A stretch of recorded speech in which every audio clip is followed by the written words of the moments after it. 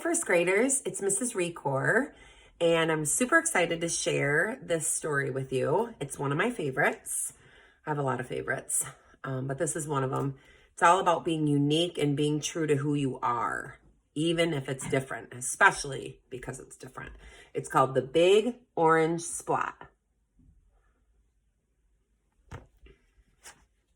by Daniel Manis Pinkwater. Mr. Plumbean lived on a street where all the houses were the same.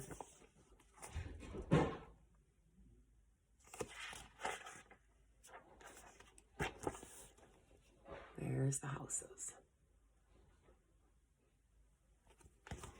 He liked it that way. So did everybody else on Mr. Plumbean's street. This is a neat street, they would say. Then one day, a seagull flew over Mr. Plumbean's house. He was carrying a bright orange paint. No one knows why. And he dropped that can, no one knows why, right over Mr. Plumbean's house.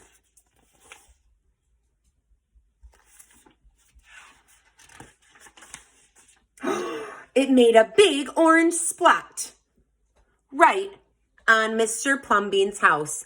Oh, too bad, everybody said. Mr. Plumbean will have to paint his house again. Oh, I suppose I will, said Mr. Plumbean, but he didn't paint his house right away. He looked at that big orange spot for a long time. Then he went about his business. The neighbors got tired of seeing that big orange spot. Someone said, Mr. Plumbean, we wish you would get around to painting your house. Okay, said Mr. Plumbean. So he got some blue paint and he got some white paint, and that night he got busy. He painted at night because it was cooler. There he is. When the paint was gone, the roof was blue, the walls were white, and the big orange spot was still there. Then he got some more paint. He got red paint, yellow paint, green paint, and purple paint.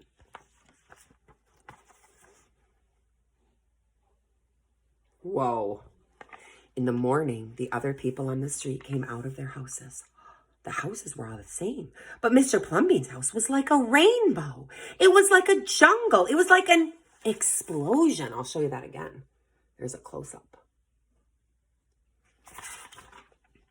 There was the big orange spot, and there were little orange spots. There were stripes. There were pictures of elephants and lions and pretty girls and steam shovels.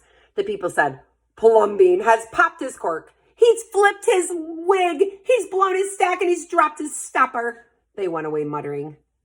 Those are just all different ways of saying he's cuckoo, crazy. That day, Mr. Plumbean bought carpenter's tools, and that night he built a tower on top of his roof, and he painted a clock right on the tower. There it is. The next day, the people said, Plumbean has gushed his mush, lost his marbles, and slipped his husser. They decided they would pretend not to notice. So you know what that means, right? You're going to ignore something. You pretend you don't notice it.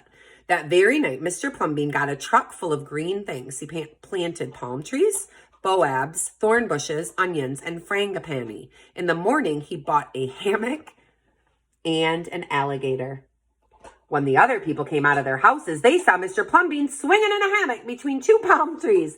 They saw an alligator lying in the grass. And they saw Mr. Plumbean drinking lemonade. That's the life, right, guys? There's those other boring houses. Plumbean has gone too far. Oh, this used to be a neat street. Plumbean, what have you done to your house? The people shouted. My house is me, and I am it. My house is where I like to be, and it looks like all my dreams, Mr. Plumbean said. The people went away. They asked the man who lived next door to Mr. Plumbean to go and have a talk with him. Tell him that we all liked it here before he changed his house. Tell him that his house has to be the same as ours so that we can have a neat street. The man went to see Mr. Plumbean.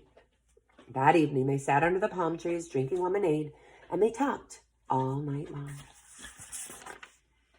Early the next morning, the man went out to get lumber and rope and nails and paint.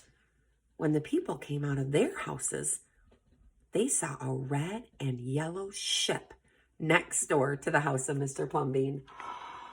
Look what happened. Whoa. What have you done to your house? They shouted at the man. My house is me and I am it. My house is where I like to be, and it looks like all my dreams, said the man who had always loved ships. He's just like Mr. Plumbean, the people said. He's got bees in his bonnet, bats in his belfry, and nuts in his noodle. Then one by one, they went to see Mr. Plumbean late at night. They would sit under the palm trees and drink lemonade and talk about their dreams. And whenever anybody visited Mr. Plumbean's house, you can bet the very next day that person would set about changing his own house to fit his dreams. See if you can figure out what this person's dream must be. Whoa. And what about this one?